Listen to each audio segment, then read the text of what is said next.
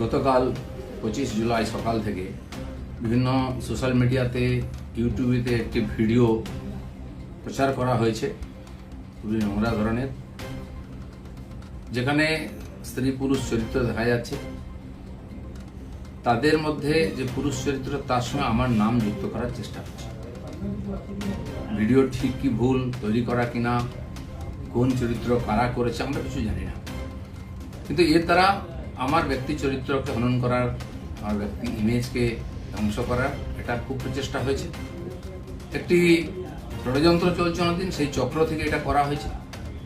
সেই জন্য আমার মনে হয়েছে যে এটার সত্য সামনে আসা উচিত এবং যারা এই চক্রান্ত করছে তাদেরকে আইনের সামনে আনা উচিত।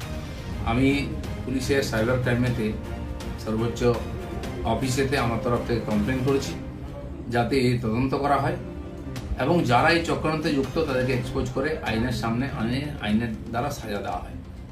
আমি অপেক্ষা করছি পুলিশ কি করে। আর রাজনীতি এটা নতুন নয়, এ ধরনের চক্রান্ত চলতেই থাকে। অনেক বড় বড় নেতাদের, বড় বড় মানুষদের বিরুদ্ধে এই ধরনের চক্রান্ত হয়। এটা হচ্ছে শেষ অস্ত্র প্রয়োগ করে তাকে শেষ করে। আমাদের পার্টি তো 5-6 বছর আগে বেশ কয়েকজন নেতার বিরুদ্ধে একজন মহিলাকে দিয়ে বলানো হয়েছিল। তার মধ্যে RSS এর প্রচারক ছিলেন এবং পার্টির উচ্চ নেতৃত্ব ছিলেন।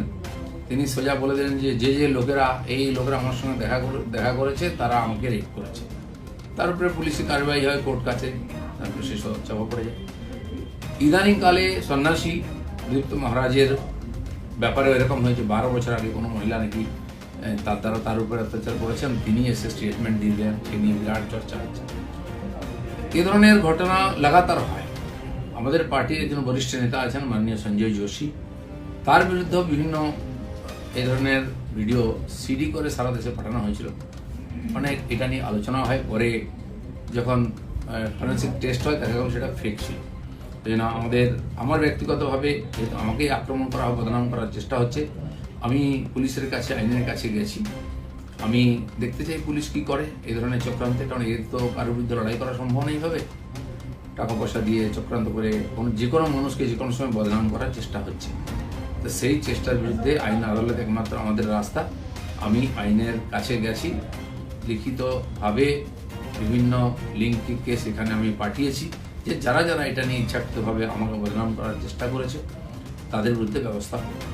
দাদা, এটা কি রাজনীতি তো নোংরামি দিয়ে হয়, কিন্তু কত নোংরামি হবে, কত নিচে নামতে পারবে।